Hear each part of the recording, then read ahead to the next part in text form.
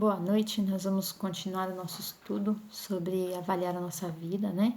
Conforme aquilo que nós seremos avaliados diante de Deus. E hoje o tópico é avalie a sua vida pela sua humildade. A questão da humildade, ela é extremamente importante, né? Porque, em primeiro lugar, se nós somos chamados cristãos ou cópias de Cristo, né? Como a gente diz que a gente é discípulo de Cristo, parte integrante do corpo de Cristo, a gente tem que entender que Cristo, ele era humilde. Isso era uma das características principais de Jesus, né? E a gente enxerga isso desde o nascimento de Jesus. Quando ele nasce numa manjedoura.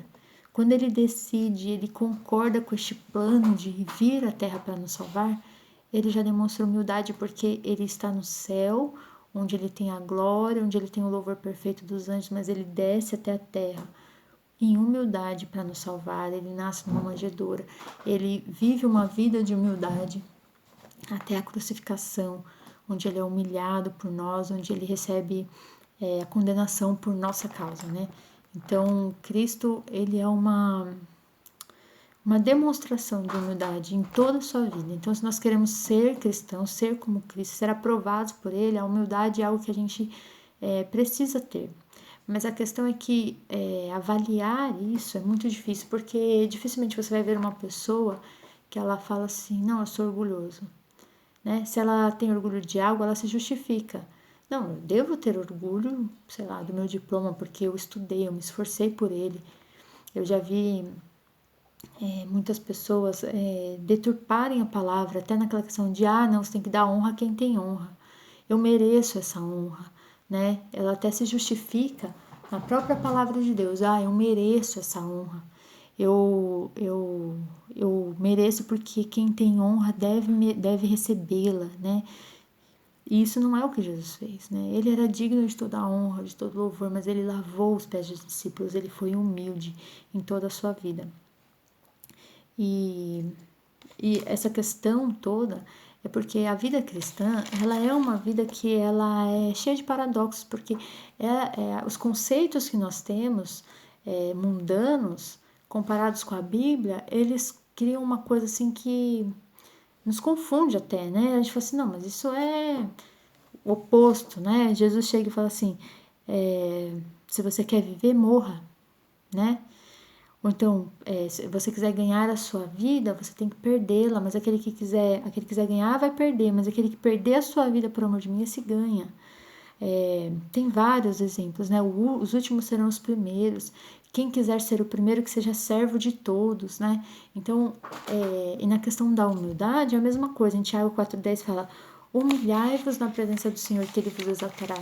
Então, quando a gente se exalta, na verdade, nós não recebemos esse reconhecimento de Deus, né? Mas quando nós nos humilhamos na presença de Deus, é que o Senhor nos exalta. Eu vou ler algumas coisas que alguns pregadores falaram a respeito da humildade. Thomas Kempis disse, Deus anda com os humildes. Ele se revela aos despretensiosos, dá entendimento aos pequeninos, manifesta o seu propósito aos de mente pura, mas oculta a sua graça dos curiosos e orgulhosos. John Flave disse, os que conhecem a Deus são humildes, os que conhecem a si mesmo não podem ser orgulhosos. E um pregador conhecido, que todos já devem ter ouvido falar, que é Agostinho, disse, se me perguntarem o que vem em primeiro lugar na religião, eu diria que o primeiro, o segundo e a terceira coisa na religião, mas não tudo nela, é a humildade. Então, porque até no fato de você entrar no corpo de Cristo, você precisa ser humilde para reconhecer que você precisa de um Salvador. Então, a humildade, ela começa daí. Os orgulhosos, eles não vão querer ser salvos, eles não vão se render ao Senhor, né? Então, por isso que a humildade é algo tão essencial. Para você ser liberto, você precisa ser humilde. Para você deixar Deus agir na sua vida, você precisa dessa humildade. Então, eu vou falar alguns tópicos. E como eu disse, você se avaliar na questão da humildade é algo que você precisa pedir para o Espírito Santo estar com você, para ele te revelar isso, né? E para que você esteja atento, para quando você for agir de uma forma não humilde, que o Espírito Santo te incomode. Porque nós somos ensinados a agir para que nós não sejamos humilhados, vocês têm que ser os primeiros, você tem que ser um vencedor, você tem que ser o maior, né? Até mesmo dentro da igreja, você é cabeça e não cauda. A gente deturpa essa palavra, né? O nosso pastor, graças a Deus, já explicou isso muito bem explicado. Mas eu já ouvi coisas absurdas a esse respeito. Você foi escolhido para ser cabeça, você tem que estar lá em cima e não ter essa humildade, né? Então, avalie a sua vida pela extensão em que é seguro Deus te abençoar e responder suas orações. Eu achei muito legal esse tópico, porque Deus ele vai te abençoar até onde for seguro, até onde você é capaz de receber a bênção de Deus sem se orgulhar. Isso é algo assim que é até engraçado, né? Você pensar, Deus ele te protege tanto, porque às vezes você ora por determinada coisa e às vezes por uma pequena coisa assim, a gente já se acha tanto, né?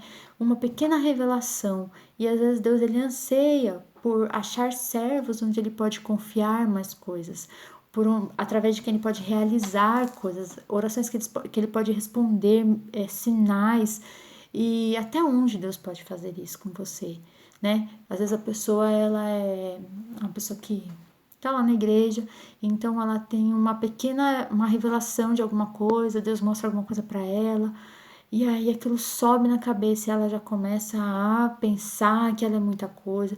Ah, não, mas Deus já revelou para mim, quem você acha que eu sou, né? Ou, sei lá, a gente tá lá, como eu sou do louvor, eu sempre dou exemplos do louvor, tá, gente? Pra onde eu estou. Tá lá no louvor e aí Deus te usa um dia pra você falar com uma pessoa ou alguma coisa e aquilo te sobe na cabeça porque eu tenho o Espírito Santo, eu sou. Quando eu ministro louvor, né? Isso sobe na cabeça. E às vezes a gente não sabe por que certas coisas não se realizam na nossa vida, mas é porque não é seguro. Deus não pode realizar mais porque a gente se exalta, a gente tem orgulho, a gente tira a glória de Deus, a gente começa, sei lá, sabe, coisas pequenas. Às vezes a pessoa ela vive uma vida toda confusa, mas ela tem uma revelação da palavra, um sonho que teve algum significado, ou qualquer coisa. Ou ela falou algo e a pessoa falou, você foi usado por Deus para me falar isso. E aí ela começa a se exaltar, né? Ela começa a achar que ela é alguma coisa, mas nós não somos nada. Deus usou uma mula, gente. Né? O que era aquela mula? Era uma mula, ela carregava carga e Deus usou. E a Bíblia fala que Deus usa até as pedras, então a gente tem que sempre ser humilde, entregar a glória a Deus. Eu não estou dizendo que a gente tem que achar, não, a gente não tem que ser nada, não sei o quê. Eu estou falando da questão da humildade, de entregar para Deus a glória que é dele. E se analisar, por que será que Deus não faz mais na nossa vida? Será que é porque a gente não se acha muito? Como que Deus pode curar um cego através da sua vida ou da minha vida, se a gente tem uma pequena revelação de uma palavra e a gente se acha melhor que os outros? Se a gente ora por uma pessoa, sei lá, passou a dor de cabeça naquele momento, a gente já fica se achando que a gente é melhor que os outros. Como que Deus pode fazer grandes coisas através de nós?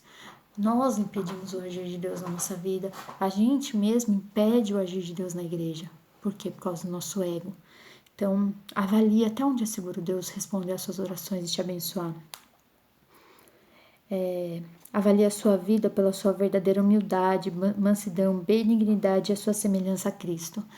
Né? Se nós queremos, eu já falei isso no começo, se nós queremos ser cristãos, nós temos que ser semelhantes a Cristo. E até que ponto ele foi humilde? Até o fim. Né? Qual é o limite? Não, você tem que ser limite até o fim. E aí, como que eu sei se eu sou humilde ou não? Então, avalie a sua humildade pelo seu senso de não merecer a bondade e a graça de Deus. Isso é algo assim que cada um tem que se analisar de baixa oração mesmo. Porque nós, às vezes, achamos que nós merecemos, sabe? Mas eu nunca pequei. Uma vez a gente teve uma discussão sobre aquela questão daquele bandido que estava na cruz e foi salvo. E aí começaram a falar, mas isso é justo? Se eu vivi a minha vida inteira para Deus, na última hora, no leito de morte, alguém ia aceitar Jesus e ir para o céu? Mas nem eu merecia a salvação. Por que eu acho que eu mereço mais do que aquele bandido de alguém que aceitou Cristo no leito de morte? Então avalie o quanto você é humilde. Porque a partir do momento que eu não acho justo um bandido ser salvo no leito de morte, ou um assassino, ou aquele bandido da cruz, é porque eu acho que eu mereço a minha salvação. Pensa nisso. Então, até onde você entende que você não merece, né? Que a gente não merece aquilo que a gente tem, o amor de Deus, né? Aí entra aquela parábola que tem em Mateus 18, daquele servo que devia muito, né? Então ele foi lá e pediu para Deus, ou para o rei, que o rei perdoasse sua dívida, o rei perdoou, e então ele foi lá, porque ele não podia pagar, né? E depois ele foi lá e tinha um outro servo, e esse outro servo ele não perdoou. Mas essa pessoa, o primeiro, ele não entendeu a graça que ele recebeu. Ele achou que ele merecia aquele perdão. Nós temos que entender o perdão. Nós não temos como pagar a nossa dívida, né? Uma vez a gente estava falando sobre isso. O que é essa questão da salvação?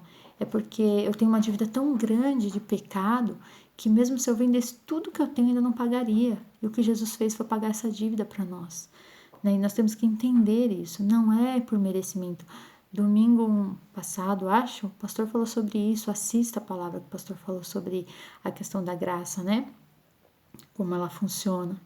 Ele falou sobre essa questão, muito bem explicado. Lucas 17:10, Jesus falou: nós somos servos inúteis, porque a gente faz apenas o que devia fazer. Também as pessoas que trabalham muito na igreja, às vezes elas acham que merecem o reconhecimento de Deus, a própria salvação, ou talvez alguma bênção, mas nós somos servos inúteis. Tudo que a gente faz é só o que a gente devia fazer. Ah, mas eu não roubo, não bebo, não mato. Ah, eu não falo mal dos meus irmãos. A gente faz o mínimo, né? A gente faz exatamente o que a gente deveria fazer. O Rogério até que fica me zoando, né? Se eu chego e falo assim, nossa, amor, fiz aquilo que você gosta na janta. Ele vira pra mim e fala assim, obrigado por fazer o mínimo, né? É o mínimo que eu espero. Ele sempre fica me zoando. Se eu chego e falo pra ele, nossa, Rô, como eu te amo, ele fala, é o mínimo que eu espero de você. Já que eu casei com você, o mínimo que eu espero é que você me ame. E é mais ou menos por aí, viu? Tudo bem que ele fala isso na zoeira, mas a gente tem que entender que é isso, é o mínimo, né? Tudo que a gente faz, ir lá e louvar, né? A gente fala a questão do louvor, né? Nossa, eu venho aqui de quinta ensaiar, venho de domingo, venho mais cedo e não sei o que, fico ouvindo a música, fico tirando a música no meu instrumento. É o mínimo. Você não quer louvar o rei? O rei dos reis? É o mínimo. Então, Lucas 17, Jesus fala isso, que nós somos servos inúteis porque a gente faz o mínimo. Avalie a sua humildade pelo seu senso de dependência de Deus. Jesus fala que separados dele nós não somos nada, nós não podemos nada. Que ele é a videira e nós somos os ramos, tá? Em João 15. E os ramos não são nada sem a videira. Jesus é a nossa fonte de sabedoria, está em 1 Coríntios 1, 24. Para quem serve ao Senhor, o viver é Cristo, está em Filipenses 1, 21. E viver é depender de Deus, está em 2 Coríntios 3, 5 e 6. O que acontece? Essa questão de você depender de Deus, a gente se perde às vezes, né? Até quando começa essa coisa de Deus usar a nossa vida, a gente começa a se achar autossuficiente, né? Uma pessoa, às vezes, ela vai preparar uma palavra, ela jejua, ela ora e não sei o quê, e aí, de repente, ela vê que, não, se eu falei a palavra, e um monte de gente veio falar comigo que a palavra foi boa, aí na segunda vez ela vai se acostumando, e daqui a pouco ele é um pregador que tá pregando todo domingo, ele tá dando estudo nas casas toda semana, e ele não se prepara mais. Por quê? Porque dá certo, chega lá, a coisa dá certo, né? Mas não é assim, nós temos sempre que depender de Deus. Se nós vamos orar por alguém e algo vai acontecer, é porque nós dependemos de Deus. Se nós vamos pregar a palavra e ela vai atingir uma vida, é porque nós dependemos de Deus. Se nós vamos fazer qualquer coisa, é porque nós dependemos do Senhor. Nós temos que sempre nos lembrar disso. Sempre nos lembrar que nós dependemos dele, não é por merecimento. Às vezes até a questão da obediência, às vezes a gente, eu obedeci, Deus me deu. Porque eu tenho uma vida santa, Deus me abençoou. Porque eu fiz o correto, Deus me deu isso. É porque ele é misericordioso, é porque ele tem graça. Nós temos que depender dele, não é das nossas atitudes, não é daquilo que nós somos, não é do nosso próprio conhecimento. Não adianta a gente estudar muito a palavra e não buscar o Senhor de coração, mas buscar como a letra. porque é o Espírito Santo que vai convencer as pessoas, então nós temos que sempre depender de Deus. Então, qualquer pessoa que tem um ministério, pode ser lá o ministério infantil, quando você vai dar aula para uma criança, dependa do Senhor. Você que é do louvor, quando você vai cantar, tocar o seu instrumento, você tem que depender do Senhor. Né? Às vezes a gente se acostuma, todo domingo tá lá cantando, e aí um domingo você canta e você ora, e aí acontece aquele mover na igreja, e a gente se esquece que depende do Senhor. A gente vai de novo no outro domingo e fala, vai acontecer tudo de novo. Mas nós temos que depender do Senhor, porque é dele, é por ele, é para ele, e nós dependemos dele. Avalie a sua humildade por você dar toda a glória a Deus.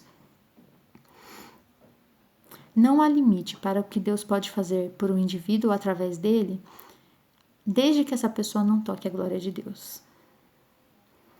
Essa palavra, ela me lembra, não sei quem estava, num acampamento de jovens que a gente fez em Mairinque, e a gente levou a Tereza para pregar nesse acampamento. E depois da pregação, nós estávamos numa roda orando, acho que era uma vigília, e aí ela começou a falar, Deus me fala algo, a gordura é de Deus. E ela começou a falar e repetir essa frase, a gordura é de Deus, não toquem na gordura, porque a gordura é de Deus. E depois ela explicou isso, até foi, eu não lembro se ela explicou no mesmo dia ou no outro dia de manhã, que quando se faziam as ofertas, né, lá no tabernáculo, a gordura ela era queimada. Aquela parte cheirosa, gostosa da gordura, ela era queimada e ela subia como louvor a Deus, né? Então, essa é a glória de Deus. A parte da glória não toque.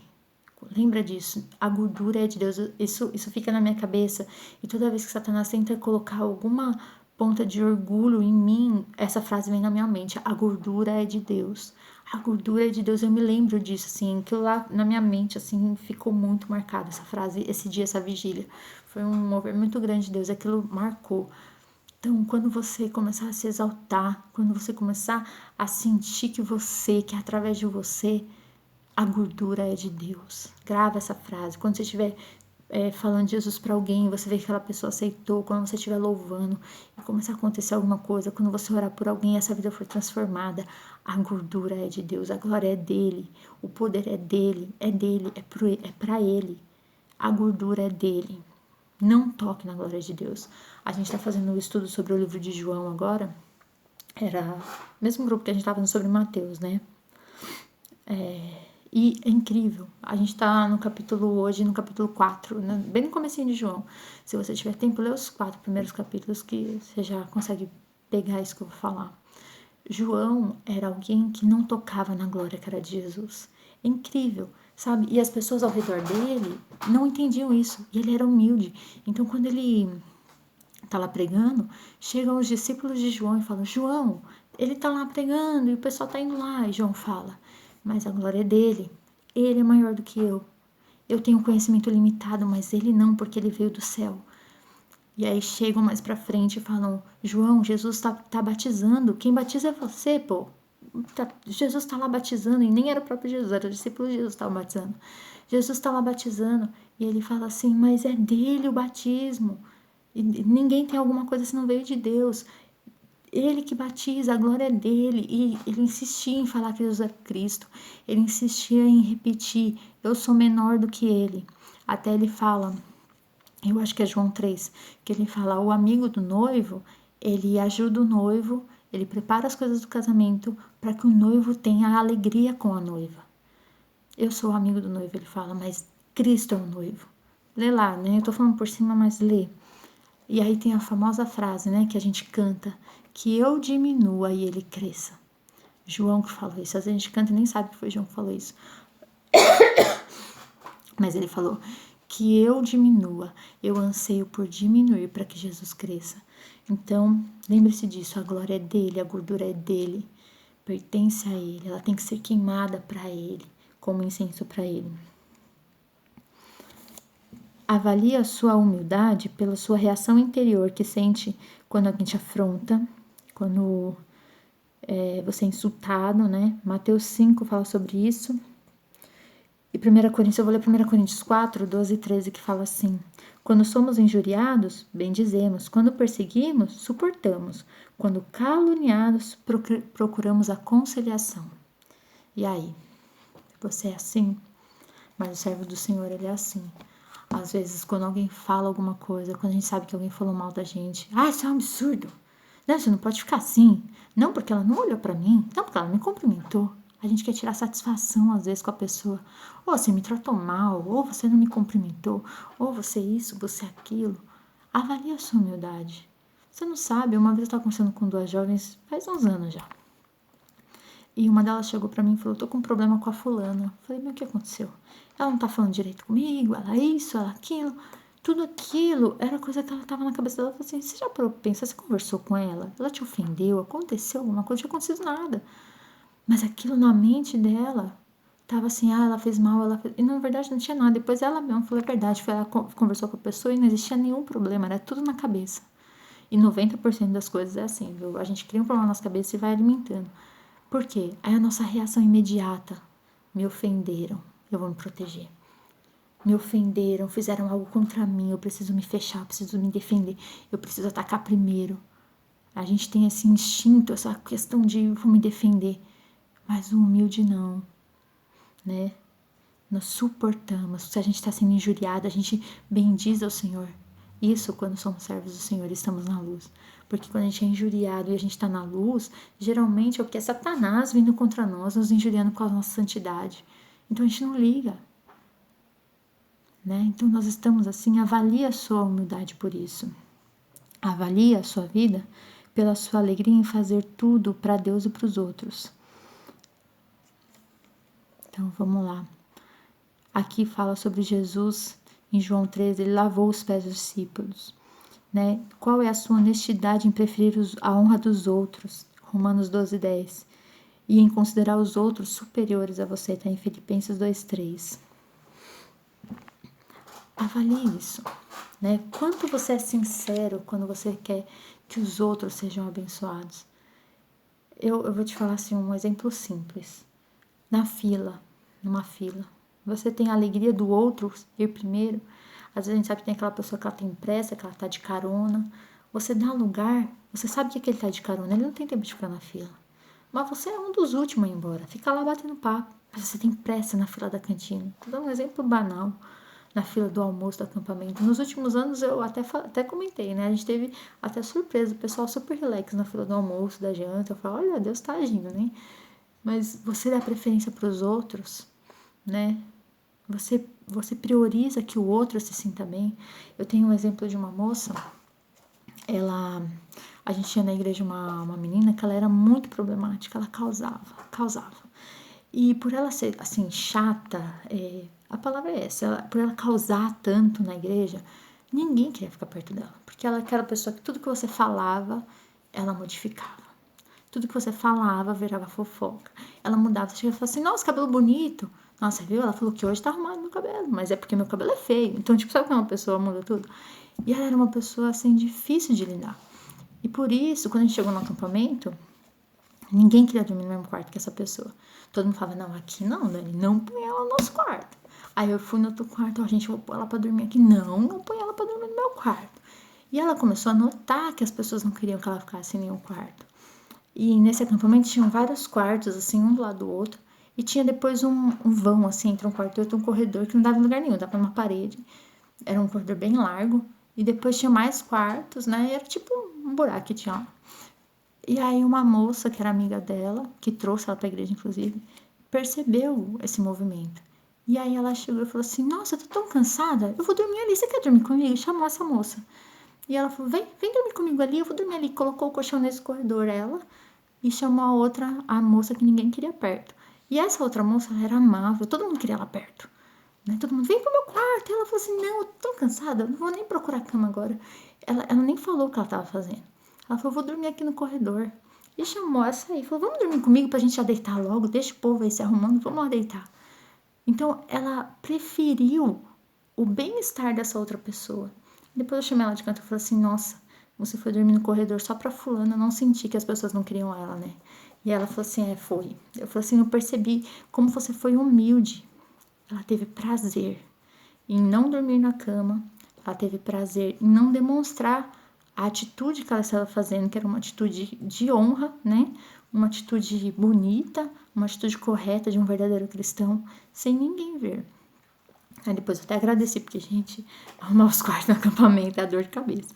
Todo mundo quer mudar, todo mundo quer causar. E aí ela foi lá e ela fez isso. Eu falei, meu Deus do céu, isso, eu falei pra ela, isso Deus viu. Deus viu essa sua atitude. O quanto você abre mão das suas coisas para ajudar o outro a se sentir bem, para fazer algo bom pelo outro. O quanto você faz isso? Avalie o quanto você quer o louvor que outra pessoa tem. Isso acontece muito. Às vezes você tá lá trabalhando, tá X e Y trabalhando. Aí de repente alguém chega e fala, nossa X, como você canta bem? Aí o outro fala assim, pô, mas eu canto melhor que ele. O quanto você quer o louvor do outro. Ou estão lá arrumando a igreja para um evento, alguma coisa, arrumando as mesas. E às vezes você está trabalhando desde as 10 da manhã. Aí o outro chegou 8 horas da noite, perto do evento. Aí o outro chega, ele tá lá trabalhando enquanto as pessoas chegam e falam, nossa, quanta dedicação, fulano. Aí você fica louco, pensa, pô, tu desde as 10 da manhã, o outro aqui desde as 8 da noite. O quanto você deseja o louvor da outra pessoa. Isso lembra aquela parábola, né? Lembrei agora que fala dos trabalhadores que chegaram de manhã, os que chegaram mais tarde, os que chegaram no final do dia, né? E todos receberam a mesma coisa. Às vezes você vê, você trabalhou muito mais e o outro recebeu o mesmo crédito que você. O quanto você fica bravo com isso? Avalie a sua humildade. O quanto você fica triste por ver o outro receber o louvor, receber honra na igreja, receber aplausos às vezes. O quanto você se irrita com isso? Isso mostra a sua humildade. Avalie o quanto você reclama da forma que você é tratado. Isso também mostra a sua humildade. Às vezes a gente reclama, o outro é tratado, eu não. Aí tá vendo, o fulano ali chega, todo mundo vai atrás, todo mundo cumprimenta. Eu chego e ninguém tá nem aí. Se você é humilde, não importa. Lembra daqueles paradoxos, quem perde ganha, os últimos serão os primeiros. Uma vez eu passei por uma situação complicada nessa questão de trabalho e aconteceu justamente isso. Sabe quando você trabalha, aí outra pessoa chega e recebe todo o louvor, chega e fala, ô fulana, você fez tudo, como você é maravilhosa, não sei o quê. E aí naquele momento eu fui ficar chateada. E aí chegou uma pessoa e me falou uma palavra, falou assim, Jesus disse assim, que aqueles que oram nas esquinas para receber a glória, eles vão receber. E eles vão receber dos homens, mas não de Deus. Aí a pessoa falou para mim, você quer receber o reconhecimento dos homens ou de Deus? Porque cada um tem aquilo que quer. Você quer o reconhecimento dos homens ou de Deus? Porque se você quiser o reconhecimento dos homens, você vai ter. Mas Deus diz, mas eles não vão receber nada de mim. Eu vou achar a passagem e vou pôr aí embaixo dessa palavra. E aquilo lá, eu entendi, falei, quer saber? O que importa é o reconhecimento de Deus. E Deus reconhece quem lava os pés. Deus reconhece o que se humilha. Deus reconhece aquele que às vezes ninguém enxerga. Deus reconhece essas pessoas. Eu vou contar rapidinho um testemunho de alguém que entendeu isso, né? Evan Roberts, ele ouviu uma pregação em que o pastor falava que você tinha que se curvar diante de Deus. E esse cara, ele passou uma noite inteira orando essa frase: curva-me, Senhor, curva-me, Senhor, curva-me. E ele orou isso durante uma noite inteira. Esse cara, se você já, por falar o nome, a maioria já conhece. Esse cara foi o cara através de quem Deus fez o avivamento lá no País de Gales. Ele foi usado por Deus para começar aquele grande avivamento que depois, inspirado no avivamento lá do País de Gales, aconteceu o avivamento da Rua Azusa, né? As pessoas se inspiraram, começaram a orar que queriam aquele mesmo mover. Isso foi em 1904, 1905. Mais de 100 mil pessoas se converteram através desse cara, porque ele entendeu. Ele falava, curva-me, Senhor. A oração dele não era, usa-me, me levanta para fazer. Mas era, curva-me, Senhor, curva-me. Às vezes a gente tá orando errado, a gente fica, Senhor, me levanta para eu pregar. Me levanta, Senhor, para eu orar as pessoas serem curadas. E a nossa oração devia ser, curva-me, Senhor. Que eu esteja totalmente debaixo da sua mão, debaixo da sua vontade. E dando para o Senhor toda a glória. Curva-me, Senhor. Esse homem, ele fez essa oração e Deus usou ele poderosamente, tanto que até hoje tem livros, as pessoas falam sobre isso, sempre que citam algo que elas buscam, citam esse avivamento do País de Gales, que foi algo incrível que aconteceu. Então vamos orar em relação a isso. Ore ao Senhor, fala, Senhor, aonde eu devo ser mais humilde? Aonde o orgulho, o ego ainda tem atrapalhado a minha vida espiritual? Aonde o meu ego impede o Senhor de agir, impede o Senhor de fazer algo. Amém? Se avalie por isso. E aí nós vamos continuar o estudo. Vai se avaliando para que nós possamos ser encontrados, aprovados diante do Senhor. Amém? Tchau e até o próximo estudo.